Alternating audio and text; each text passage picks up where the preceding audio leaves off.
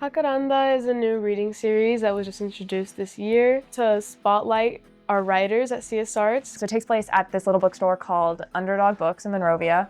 So it was a great opportunity to support a local bookstore. It was a chance for us to read our work kind of out in the open and outside of school while still being supported by the school. And it's different from an open mic because it's very intentional. Open mics are very workshop-y, read what you're working on. It doesn't have to be perfect. But Jacaranda is more to show who you are as a writer and what creative writing has helped you accomplish. So the piece I read was called Confluence, but originally it was called Ship of Theseus. And I was just thinking about how ideas and words have shaped the person that I am and how I've taken so much of my identity from other people's thoughts and ideas and art, and I thought that was so beautiful.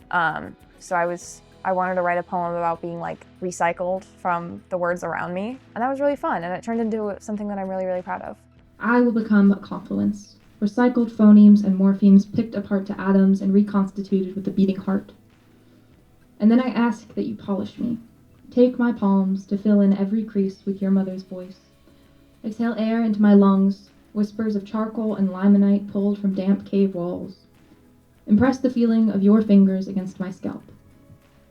Revise me from an index of your insecurities that have scrawled themselves across your own ribs. Errors that leave your own past powdered in ash.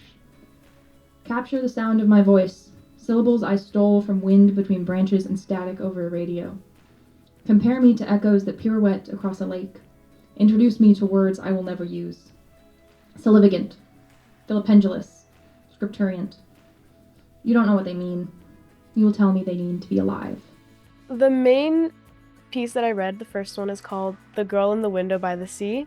Over the last year, I've struggled with mental health, and I've just found myself relating to the ocean in a way. I always felt the way that the tides go up and down, the waves crash and all that. I just feel my soul is a part of that in a way. The girl in the window by the sea. She cries more nights than she doesn't.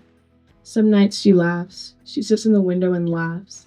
Other nights, most nights, she stares towards the sea with longing in her eyes as her tears escape them. I believe she belonged to the ocean once, her emotions replicating those of a tide, and her fury as merciless as the waves. The sea spoke. It rumbled, it growled, it thrashed. It said something to her.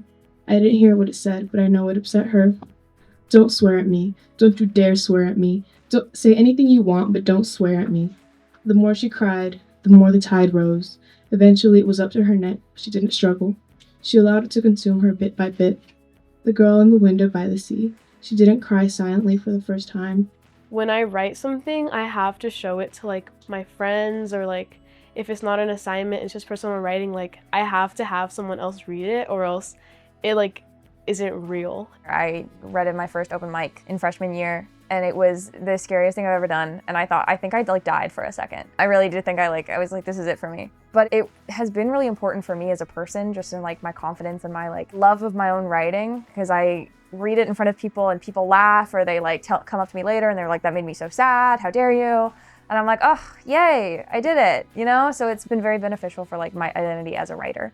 Reading it is an opportunity to show people that I'm an author and I exist.